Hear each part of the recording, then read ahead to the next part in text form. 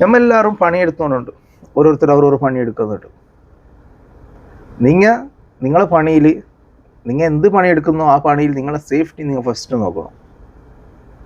മറ്റുള്ളവർ ചിലപ്പോൾ നിങ്ങളെ നോക്കാതിരിക്കും, അത് വേറെ കാര്യം. നിങ്ങളെ 100% നിങ്ങളെ സേഫ്റ്റി ഉറപ്പുവരുത്തണം. അങ്ങനെ വരുത്തിയില്ലെങ്കിൽ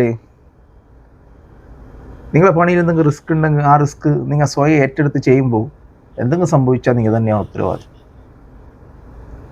നിങ്ങൾ ഈ ഒരു വീഡിയോ നോക്കാമല്ലോ.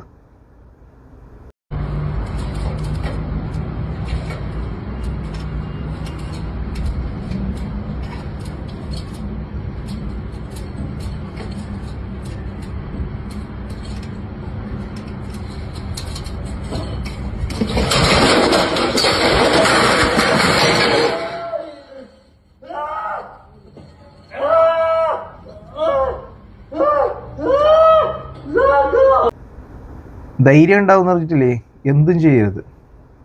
സ്വന്തം സേഫ്റ്റി നോക്കാതെ, സ്വന്തം സുരക്ഷിതത്വം നോക്കാതെ ഇങ്ങനെ കയറിയാൽ ഇതുപോലെ കടുക്കും.